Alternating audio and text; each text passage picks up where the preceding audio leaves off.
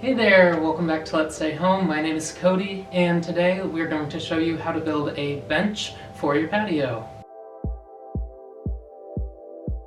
Today's question of the day is, when the weather is nice, what do you like to do outside? If you like this video, make sure to give it a thumbs up and click subscribe down below, and don't forget to hit the notification bell to be notified when we post our new videos. Like any project, we started by getting plans together. Cara drew up plans inspired by West Elm pieces. We weren't going to spend $1,600, so we decided to build our own. We figured out sizing for the bench based on the cushion we would get. I think for the bench, we used between anywhere from 10 to 15 2x4s. A good trick to saving money here would be to go with something like 12 or 14 foot pine boards and have them cut it down in half in the store to fit in your car.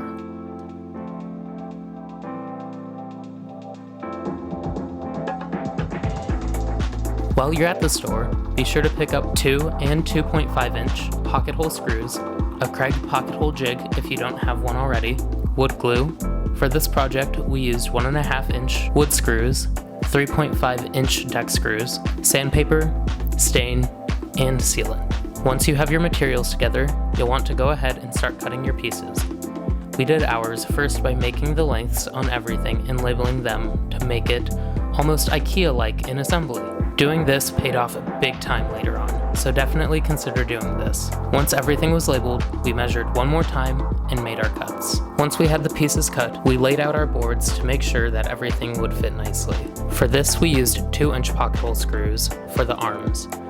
We used 2.5 inch pocket screws for the back and the base of the bench. When we were assembling, we also found that some of the boards weren't cut exactly to what we needed, and we decided to just sand off some of the edges just to make sure we had a secure fit. Make sure when you're assembling to have the side that you don't want to be facing out be the inside of your bench. You also want to make sure to have your boards flush when you are assembling them. This will really get a good seamless look that you might be looking for. Next, we took a 2x4 that was the length of the bench and cut it in half.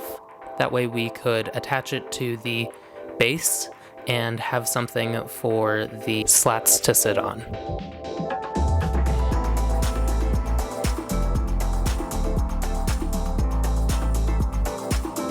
To secure the slats, we used the wood screws and put 1 screw on each side. For the bench, we used 6 slats. You want to make sure to have enough slats so that the cushions don't fall through while also giving you enough support.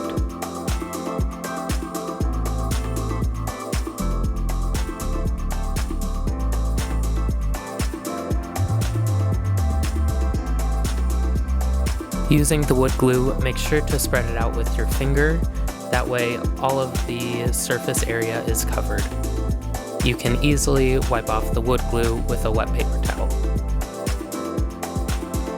Next, we clamped the bench to the backboard to make sure that there was a good fit, and then we decided to screw it in to ensure everything was stuck in place. This is where the deck screws really came in handy because they not only went through the backboard, the base of the bench, but they also went through the supports that held up the slats. For the height of your bench, we decided to go off the height of a chair that we already had, which was about 16 inches off the ground.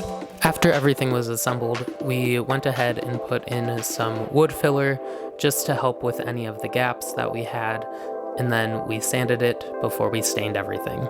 Sanding also ensures that the wood is nice and smooth while giving your stain or paint a good surface area. For the entirety of the bench, we used 2 coats of Minwax ebony stain. Because our patio is so light, we wanted to make sure that the wood itself had a really nice dark color. The first coat of stain gave it a nice gray, but we wanted it to be a little darker, so we decided to use the second coat of stain to make sure it gave us the almost black wood that we were looking for. After the 2 coats of stain had dried, we put on 2 other layers of Minwax semi-gloss clear sealant. Once that was dried, we we're able to put on the cushions and pillows to really make sure our bench looked exactly how we wanted it to.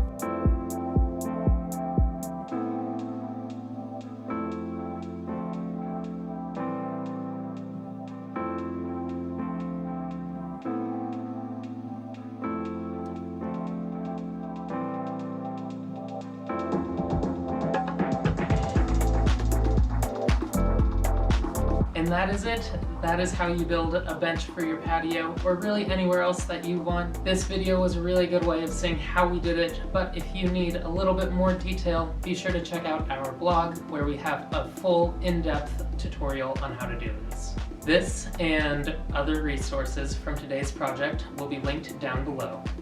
Until next time, I will be chilling out here on the patio with my new favorite cocktail, and I will see you guys in the next video.